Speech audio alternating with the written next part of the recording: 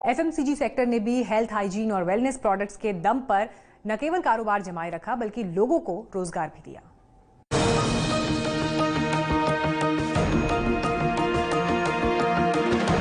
Corona काल में ज्यादातर सेक्टर संकट का सामना कर रहे हैं, लेकिन जिस तरह पीएम ने बार बार आपदा में अवसर खोजने की बात कही है, उसका असर भी कई सेक्टर्स के कारोबार में आए बदलाव के तौर पर देखा जा रहा है। सबसे बड़ा फायदा ई कॉमर्स सेक्टर और डायरेक्ट सेलिंग इंडस्ट्री को मिला है। ई कॉमर्स सेक्टर के फायदे का असर ये हुआ है कि आने वाले फेस्टिवल सीजन में कंपनी 1 लाख लोगों को नौकरी पर रखने वाली है। डायरेक्ट सेलिंग कंपनी वेस्टेज का दावा है कि कोरोना काल में ऑनलाइन ऑर्डर 300% बढ़े हैं। इस सफलता में सबसे बड़ा हाथ एफएमसीजी सेक्टर का है। लॉकडाउन में जहां सब कुछ बंद था, वहीं पर घर में रसोई से लेकर बाथरूम तक इस्तेमाल होने वाले सामानों की बिक्री में जोरदार तेजी आई। इससे इन कंपनियों को बेरोजगार होते लोगों को काम दिलाने में भी मदद मिली है। वेस्टेज के मुताबिक कंपनी ने लॉकडाउन में 20 लाख लोगों को अपने नेटवर्क में शामिल किया। ज्यादातर एफएमसीजी कंपनियों की बिक्री में हेल्थ, हाइजीन और वेलनेस प्रोडक्ट्स की बिक्री ने बड़ा रोल निभाया और इन्हें वेस्टेज जैसी कंपनियों की बिक्री में 90% का योगदान दिया। अगस्त में हेल्थ, हाइजीन और वेलनेस प्रोडक्ट्स का पोर्टफोलियो 40% बढ़ गया है। डायरेक्ट सेलिंग इंडस्ट्री का भारतीय मार्केट 2019 में 12.1% से बढ़कर $2.47 अरब पर था। 2011 से 2016 के बीच दोगुना हो चुका ये मार्केट कोरोना के बाद फिर से रोजगार देने और तरक्की करने को तैयार है।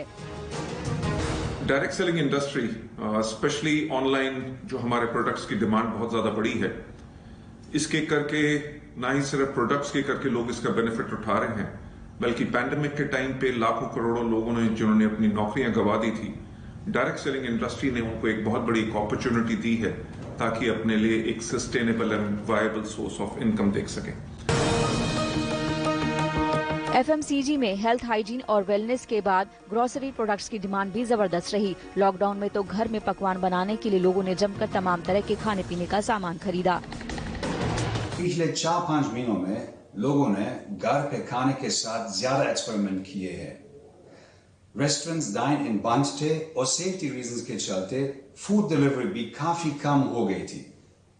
कंज्यूमर्स ने अपने फेवरेट फूड को काफी मिस किया और इसके चलते घर पर बहुत एक्साइटिंग डिशेस बनाए, जैसे सैंडविचेस, बर्गर्स, रैप्स, पिज्जा और पास्ता।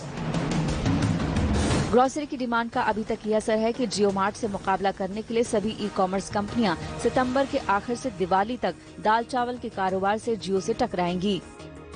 इसके लिए जो तैयारियां की गई हैं, उसमें फ्लिपकार्ट ने वॉइस एनेबल सर्च विकल्प शुरू किया है। अमेजन ने अपनी पेंट्री सर्विस को 300 शहरों तक बढ़ा दिया है और 5 शहरों में फ्रेश फूड सेवा लॉन्च की है। मार्केट लीडर बिग बास्केट अपने प्रोडक्ट्स की रेंज को 30,000 से बढ़ाकर 40,000 करने जा रहा है। ग्रोफर सितंबर के आखिर से दिवाली तक इवेंट आयोजित करेगा। हालांकि मामला केवल ई कॉमर्स कंपनियों के मुकाबले या इनकी ग्रोथ तक सीमित नहीं है। जियो मार्ट के मॉडल को देखते हुए कंपनियां अब लोकल दुकानदारों को भी अपने नेटवर्क में शामिल करके ज्यादा से ज्यादा ग्राहकों तक पहुंच बना रही हैं। आज तक ब्यूरो। बिजनेस आज तक में फिलहाल इतना ही, लेकिन